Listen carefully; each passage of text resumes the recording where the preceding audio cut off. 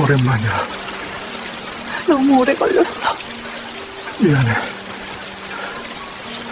선아 씨 이제는 남처럼 못 돼야겠습니다. 그 말을 듣는 순간 저는 세상이 멈추는 것 같았습니다. 여동생 남편입니다. 28회를 원수처럼 지내온 신우이의 남편이 지금 제 손목을 붙잡고 있었습니다. 그의 손은 떨리고 있었고 눈에는 오랫동안 억눌러온 무언가가 가득 차 있었습니다.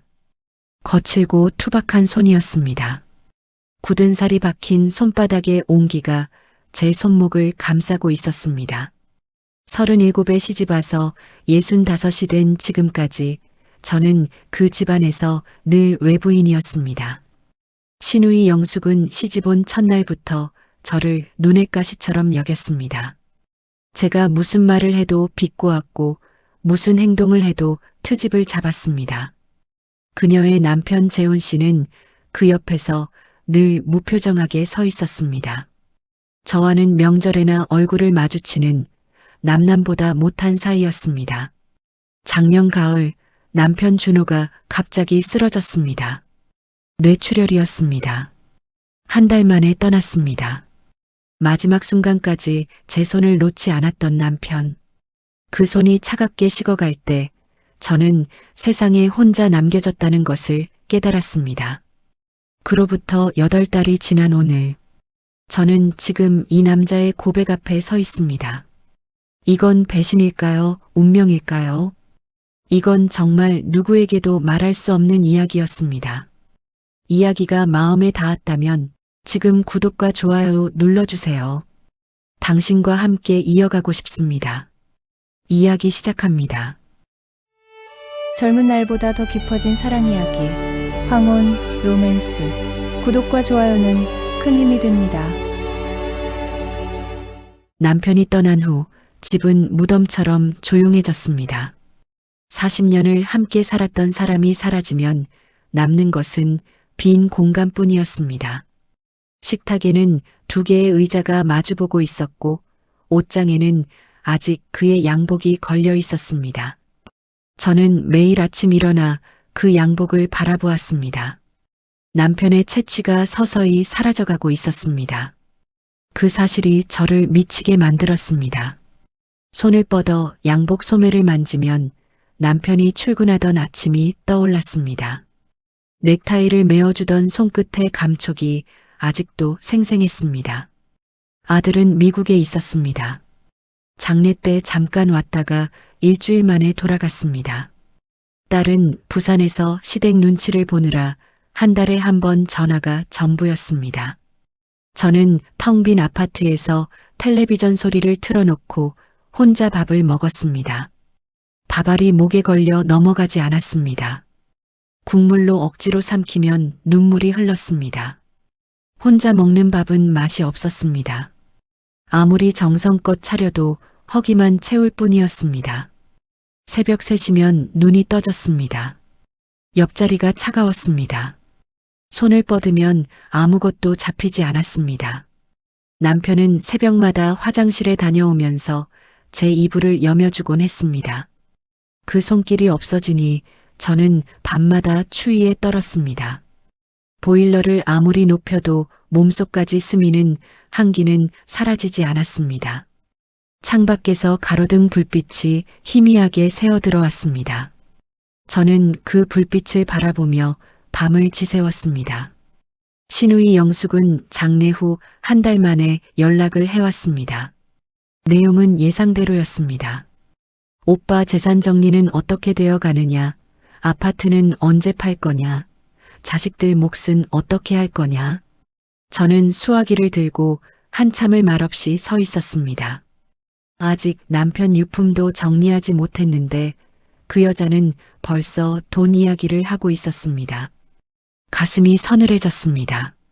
30년 전 시집 올 때부터 영숙은 저를 싫어했습니다.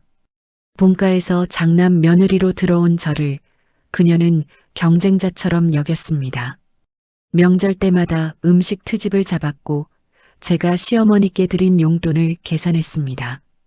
저는 참고 또 참았습니다. 남편이 가운데서 힘들어할까봐, 집안에 파란이 날까봐, 그렇게 30년을 이 악물고 살았습니다. 영숙의 남편 재훈 씨는 늘 그림자 같았습니다. 말이 없는 사람이었습니다. 명절에 모여도 구석에 앉아 술잔만 기울였습니다. 영숙이 저를 구박할 때도 시어머니가 편애할 때도 그는 아무 말이 없었습니다. 저는 그를 무심한 사람이라고 생각했습니다. 그런데 장례식장에서 본 그의 눈빛이 자꾸 떠올랐습니다. 조문객들이 빠져나가고 홀이 텅 비었을 때 그가 다가왔습니다. 아무 말 없이 제 앞에 섰습니다.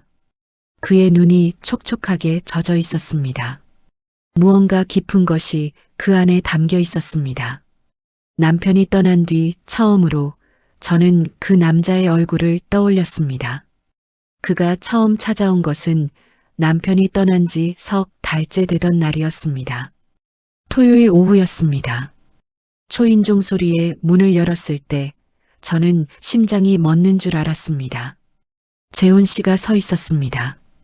평생을 명절에만 보던 사람이 제 현관 앞에 서 있었습니다. 그의 손에는 국화 화분이 들려 있었습니다. 표정은 어색했고 눈빛은 불안해 보였습니다. 가을 햇살이 그의 어깨 위로 비스듬히 떨어지고 있었습니다. 저는 한참을 아무 말도 하지 못했습니다. 머릿속에서 온갖 생각이 스쳤습니다. 영숙이 무슨 트집을 잡으러 보낸 건가? 재산 문제로 압박을 넣으러 온 건가? 하지만 그의 손에 들린 국화 화분이 그런 추측을 부정했습니다. 장례식에서 국화는 애도의 꽃이었습니다. 그가 들고 온 것은 위로의 표시였습니다. 그는 거실에 앉았습니다. 저는 어색하게 보리차를 내왔습니다. 차 한 잔을 사이에 두고 오랜 침묵이 흘렀습니다.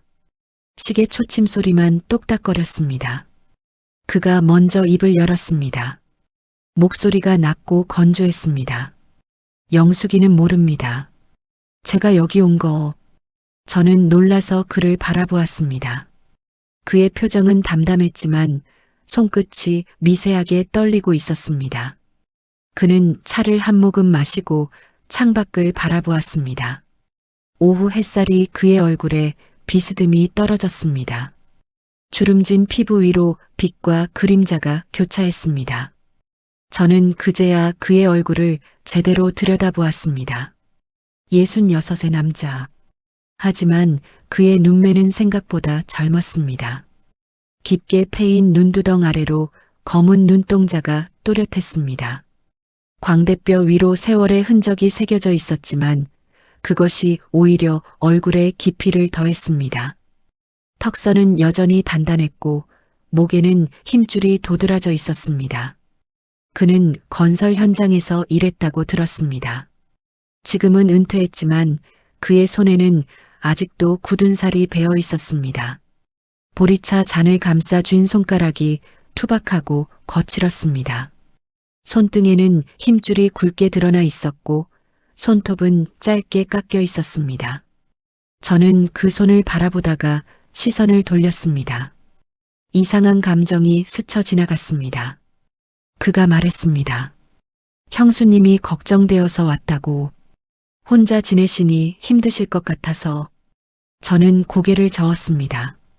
괜찮다고, 익숙해졌다고. 하지만 그것은 거짓말이었습니다. 현관까지 배웅하는데 그가 돌아섰습니다. 문틈 사이로 늦은 오후의 바람이 불어왔습니다. 다음에 또 올게요. 저는 대답하지 못했습니다. 그가 떠난 후에도 한참을 현관에 서 있었습니다. 심장이 이상하게 뛰고 있었습니다. 마이너스. 후로 재훈 씨는 일주일에 한 번씩 찾아왔습니다. 처음에는 당황스러웠습니다. 신우이의 남편이 왜 이러는 걸까?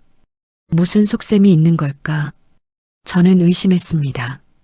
30년 동안 배운 것은 경계였습니다.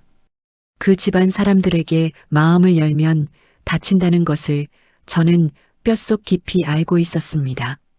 하지만 그는 아무것도 요구하지 않았습니다.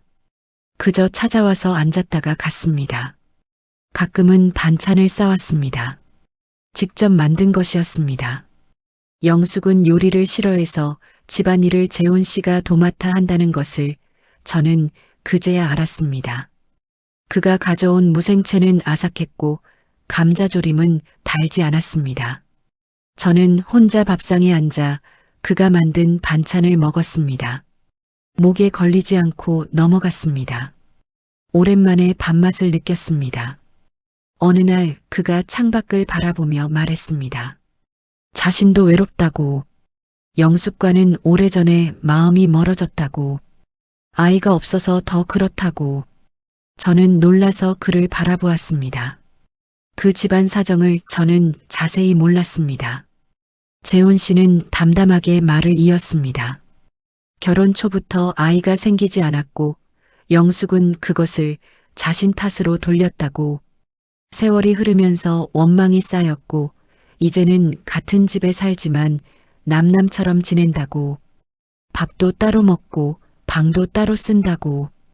그의 목소리는 담담했지만 그 안에 담긴 외로움이 느껴졌습니다. 30년 동안 저는 영숙을 미워했습니다. 하지만 그녀의 삶도 순탄치 않았다는 것을 알게 되니 복잡한 감정이 일었습니다. 재훈 씨는 매번 1시간 정도 있다가 갔습니다. 떠날 때면 꼭 현관에서 돌아보았습니다. 그 눈빛이 점점 달라지고 있었습니다. 처음에는 조심스러웠던 눈빛이 어느 순간부터 깊어지고 있었습니다. 저는 그 눈빛을 피했습니다. 마주보면 안 될 것 같았습니다. 하지만 밤이 되면 그의 눈빛이 떠올랐습니다. 투박한 손이 떠올랐습니다. 낮고 건조한 목소리가 귓가에 맴돌았습니다. 저는 이불을 끌어안고 잠을 청했지만 쉽게 잠들 수 없었습니다. 심장이 이상하게 뛰었습니다. 남편이 떠난 지 6달이 지났습니다. 저는 아직도 남편의 양복을 버리지 못했습니다. 그리움이 무뎌지고 있었습니다. 그 사실이 저를 죄책감에 빠뜨렸습니다. 그런데 재훈 씨가 찾아오는 날만큼은 하루가 빨리 지나갔습니다. 그가 앉았던 소파 자리에서 그의 채취가 희미하게 남았습니다. 담배 냄새와 섬유유연제 냄새가 섞인 그 향기를 저는 창문을 열어 날려보내면서도 마음 한켠에서는 아쉬워하고 있었습니다. 이건 정말 안 되는 거였습니다. 그날은 비가 내렸습니다. 가을비가 창문을 두드리고 있었습니다. 저는 거실에 앉아 빗소리를 듣고 있었습니다. 남편 생각이 났습니다. 비 오는 날이면 남편은 일찍 퇴근해서 전을 부쳐달라고 했습니다. 저는 부추전과 감자전을 부치고 남편은 막걸리를 따랐습니다. 그 소소한 행복이 이제는 영영 돌아오지 않는다는 것이 실감났습니다. 빗소리가 유난히 서글프게 들렸습니다. 초인종이 울렸습니다. 문을 열자 재훈 씨가 서 있었습니다. 온몸이 비에 젖어 있었습니다. 우산을 쓰지 않았나 봅니다. 저는 놀라서 그를 안으로 들였습니다. 수건을 가져와 그의 어깨에 걸쳤습니다. 비에 젖은 그의 몸에서 차가운 빗물 냄새와 남자의 채취가 섞여 나왔습니다. 그 순간 그의 손이 제 손목을 잡았습니다. 심장이 멎는 것 같았습니다. 그의 손은 차가웠지만 그 안에 담긴 힘은 뜨거웠습니다. 저는 그를 올려다보았습니다. 그의 눈이 젖어 있었습니다. 빗물인지 다른 무엇인지 알 수 없었습니다. 형수님, 나 더 이상 참을 수가 없어요. 저는 손목을 빼려 했습니다. 하지만 그가 놓지 않았습니다. 그의 눈빛이 저를 꿰뚫고 있었습니다. 30년 동안 본 적 없는 눈빛이었습니다. 그가 말했습니다. 처음 봤을 때부터 좋았다고. 30년 전 형님 결혼식에서 처음 봤을 때부터. 하지만 형수님이니까 마음에 묻었다고. 그런데 형님이 돌아가시고 더 이상 참을 수 없게 되었다고진. 저는 귀를 의심했습니다. 30년이라니. 그 무표정한 얼굴 뒤에 그런 마음이 숨어 있었다니. 그가 한 발 다가왔습니다. 저는 뒤로 물러섰습니다. 등이 벽에 닿았습니다. 더 이상 물러설 곳이 없었습니다. 그의 체온이 느껴질 만큼 가까웠습니다. 비에 젖은 그의 셔츠가 가슴에 달라붙어 있었습니다. 그의 손이 제 볼에 닿았습니다. 차갑고 거친 손이었습니다. 하지만 그 손길은 한없이 부드러웠습니다. 저는 눈을 감았습니다. 심장이 터질 것 같았습니다. 이건 안 되는 거야. 머릿속에서 경고음이 울렸습니다. 이 사람은 신우이의 남편이야. 저는 그의 가슴을 밀었습니다. 힘껏 밀었습니다. 가세요.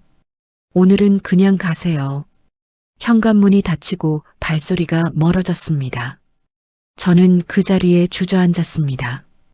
온몸이 떨리고 있었습니다. 빗소리만 창밖에서 울리고 있었습니다. 저는 일주일 동안 그를 피했습니다. 그가 전화를 해도 받지 않았습니다. 초인종이 울려도 문을 열지 않았습니다. 저는 방 안에 틀어박혀 천장만 바라보았습니다. 그날 밤의 기억이 머릿속에서 떠나지 않았습니다. 그의 손길이 아직도 볼에 남아있는 것 같았습니다. 저는 미칠 것 같았습니다. 하지만 더 큰 문제가 터졌습니다. 영숙에게서 전화가 왔습니다. 목소리가 칼날처럼 날카로웠습니다.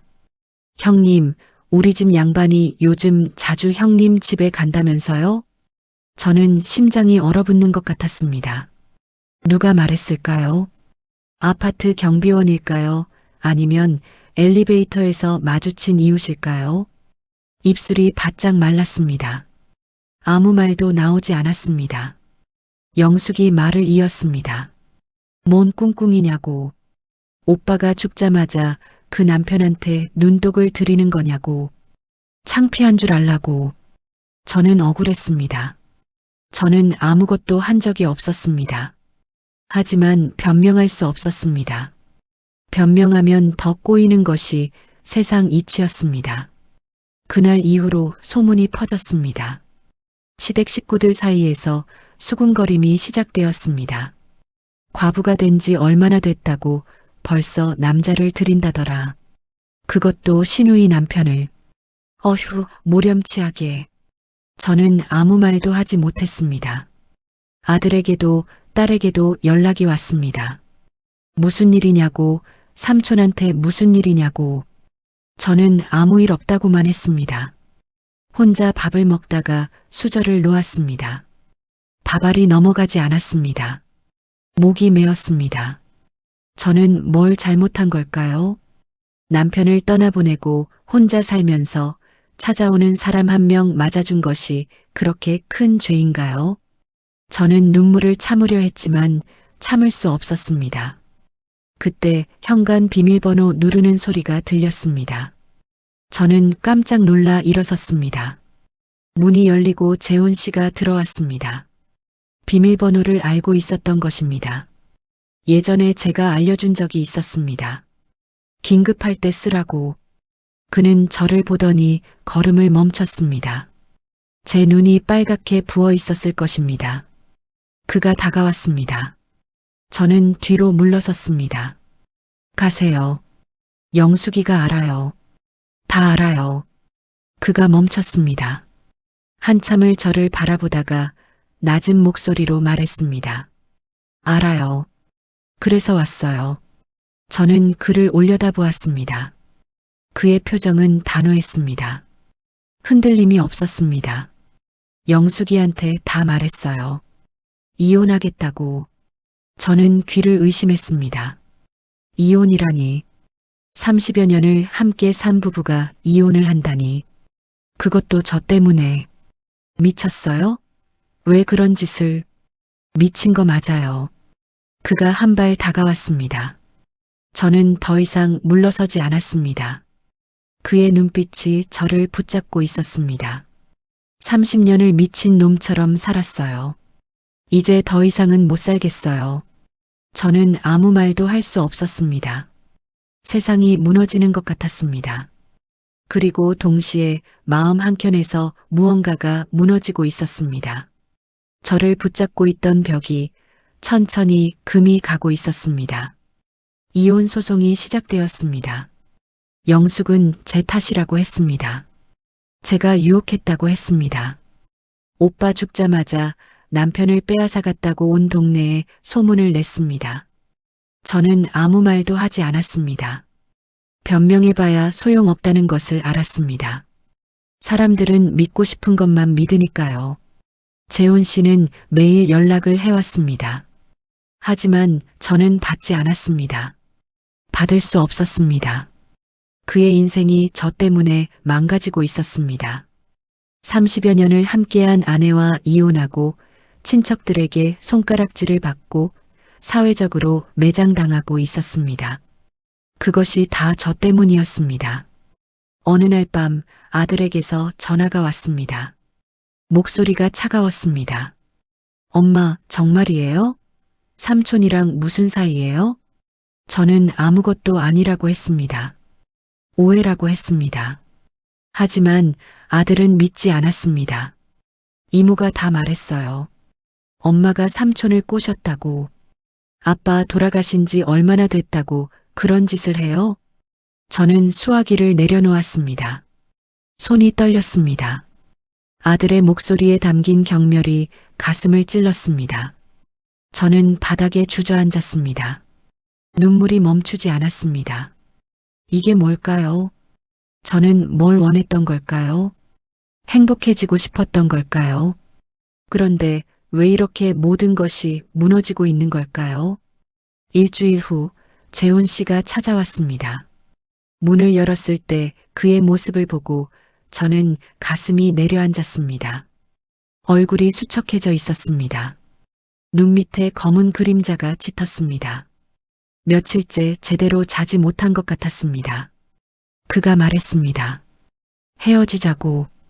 뭐라고요? 나 때문에 형수님이 힘드시잖아요. 이대로는 안 돼요. 저는 믿을 수 없었습니다. 이혼까지 하겠다던 사람이 갑자기 헤어지자니요. 다 정리됐어요. 이혼도 성립됐어요. 재산 분할도 끝났어요. 이제 나는 아무것도 없어요. 그가 쓸쓸하게 웃었습니다. 그 웃음이 칼처럼 가슴을 찔렀습니다. 그래서 떠나려고요. 형수님 곁에 있으면 형수님만 더 힘들어져요.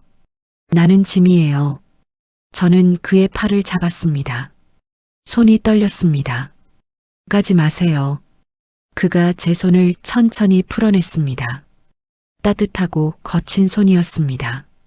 마지막으로 제 손등을 쓰다듬었습니다. 그리고 돌아섰습니다. 현관문이 닫혔습니다. 그의 발소리가 멀어졌습니다.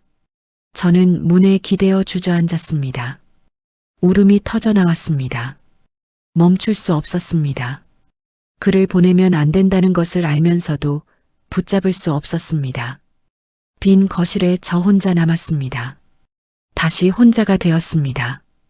이번에는 더 깊은 어둠이 저를 감쌌습니다. 마이너스 마이너스 마이너스. 그가 떠난 후 석 달이 지났습니다. 저는 폐인처럼 살았습니다. 아침이 와도 일어나지 않았습니다. 밥을 먹지 않았습니다.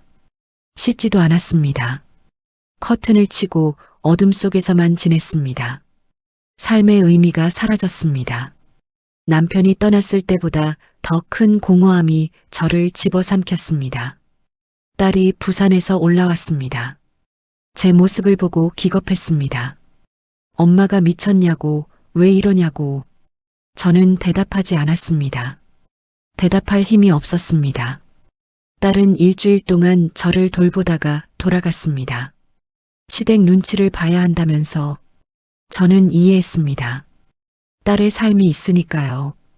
다시 혼자가 되었습니다. 저는 소파에 누워 천장을 바라보았습니다. 재훈 씨의 얼굴이 떠올랐습니다. 그의 목소리가 귓가에 맴돌았습니다. 그의 손길이 아직도 몸에 남아있는 것 같았습니다. 저는 눈을 감았습니다. 눈물이 흘렀습니다. 그때 깨달았습니다. 이 사람이 아니면 안 된다는 것을. 세상이 뭐라 하든, 자식들이 뭐라 하든, 저는 이 사람이 필요하다는 것을 65년을 살면서 처음 느껴보는 감정이었습니다. 남편을 사랑했지만 이것은 그때와 달랐습니다. 뼛속까지 저려오는 갈망이었습니다. 숨을 쉴 수 없을 만큼 절박한 그리움이었습니다. 저는 일어섰습니다. 오랜만에 거울을 보았습니다. 초췌한 얼굴이 비쳤습니다. 주름이 깊어져 있었고 눈 밑에 그늘이 짙었습니다. 하지만 눈빛만은 살아 있었습니다. 그를 찾아야 한다는 결심이 눈 속에서 타오르고 있었습니다. 저는 씻고 옷을 갈아입었습니다. 오랜만에 화장을 했습니다. 손이 떨렸지만 립스틱을 칠했습니다. 거울 속에 제가 조금은 사람 같아 보였습니다. 그가 어디 있는지 찾아야 했습니다. 영숙에게 연락할 수는 없었습니다. 시댁 사람들에게도 물을 수 없었습니다. 저는 그의 옛 친구에게 연락했습니다. 남편 장례식 때 왔던 사람이었습니다. 수소문 끝에 전화번호를 알아냈습니다. 그 친구가 말해주었습니다. 재훈 씨가 지방으로 내려갔다고, 충청도 어느 시골에서 혼자 살고 있다고, 일손이 필요한 과수원에서 일하며 지낸다고. 저는 주소를 받아 적었습니다. 손이 떨렸습니다. 다음 날 새벽 저는 버스를 탔습니다. 서울을 벗어나 시골로 향했습니다. 창밖으로 풍경이 바뀌어 갔습니다. 회색 빌딩이 사라지고 푸른 들판이 나타났습니다. 저는 창에 기대어 눈을 감았습니다. 그의 얼굴이 떠올랐습니다. 보고 싶었습니다. 미칠 것 같았습니다. 버스에서 내렸을 때 비가 내리기 시작했습니다. 가을비가 차갑게 어깨를 적셨습니다. 저는 우산도 없이 걸었습니다. 주소를 찾아 시골길을 걸었습니다. 흙이 젖어 미끄러웠습니다. 구두가 지늘게 빠졌습니다. 하지만 멈출 수 없었습니다. 멀리서 허름한 집이 보였습니다. 그 앞에 남자가 서 있었습니다. 비를 맞으며 서 있었습니다. 저는 걸음을 멈췄습니다. 심장이 터질 것 같았습니다. 그 남자가 저를 보았습니다. 그리고 천천히 걸어왔습니다. 비가 더 거세졌습니다. 그가 제 앞에 섰습니다. 온몸이 비에 젖어 있었습니다. 흰머리가 이마에 달라붙어 있었습니다. 주름진 얼굴에 빗물이 흘러내렸습니다. 하지만 눈빛만은 변하지 않았습니다. 30년을 저를 바라보던 그 눈빛이었습니다. 저는 입술을 열었습니다. 하고 싶은 말이 너무 많았습니다. 하지만 아무 말도 나오지 않았습니다. 목이 메어 말이 되지 않았습니다. 저는 그냥 그를 바라보았습니다. 눈물인지 빗물인지 모를 것이 뺨을 타고 흘렀습니다. 그가 먼저 입을 열었습니다. 왜 왔어요? 저는 대답했습니다. 당신 때문에. 그의 눈빛이 흔들렸습니다. 단단하게 다잡고 있던 무언가가 무너지는 것 같았습니다. 돌아가세요. 여기서 뭘 하려고. 저는 고개를 저었습니다. 안 갈 거예요. 당신 없이는 못 살아요. 그가 한 발 물러섰습니다. 저는 한 발 다가갔습니다. 비가 두 사람 사이로 쏟아졌습니다. 차갑고 거센 비였습니다. 하지만 저는 춥지 않았습니다. 세상이 뭐라 하든 상관없어요. 저는 말을 이었습니다. 자식들이 뭐라 하든 상관없어요. 나는 당신이 필요해요. 그의 눈에 물기가 어렸습니다. 빗물과는 다른 물기였습니다. 그가 한 발 다가왔습니다. 그리고 저를 끌어안았습니다. 비에 젖은 두 몸이 하나가 되었습니다. 차가운 비 사이로 따뜻한 체온이 전해졌습니다. 그가 귓가에 속삭였습니다. 나도 형수님 없이는 못 살아요. 저는 그의 가슴에 얼굴을 묻었습니다. 심장 소리가 들렸습니다. 빠르고 강하게 뛰고 있었습니다. 저도 같은 박자로 뛰고 있었습니다. 비가 점점 잦아들었습니다. 구름 사이로 햇살이 비쳤습니다. 세상이 빛으로 물들었습니다. 65, 저는 새로운 사랑을 시작했습니다. 세상은 우리를 욕했습니다. 손가락질했습니다. 하지만 저는 후회하지 않습니다. 남은 인생 얼마가 될지 모르지만 이 사람과 함께하겠다고 결심했습니다. 늦었다고 생각했지만 늦지 않았습니다. 사랑에는 나이가 없습니다. 사랑에는 자격도 없습니다. 그저 마음이 향하는 곳으로 가면 됩니다. 저는 오래 돌아왔습니다. 하지만 마침내 도착했습니다. 당신도 그렇습니다. 지금 마음에 품고 있는 사람이 있다면 망설이지 마세요. 세상의 눈치를 보지 마세요. 남은 인생 후회 없이 사세요. 그것이 제가 삶에서 배운 가장 큰 교훈입니다. 우리는 너무 늦었다고 생각할 때가 많습니다. 하지만 마음이 움직이는 순간은 언제나 지금입니다. 남은 인생이 얼마나 길든 그 길을 누구와 함께 걷고 싶은지 그 답은 언제나 가슴이 알고 있습니다. 당신의 삶에도 용기 있는 선택이 머물길 바랍니다. 그리고 이 이야기가 따뜻한 위로가 되었다면 구독과 좋아요로 함께 해주세요. 당신의 응원이 다음 이야기를 이어가는 힘이 됩니다.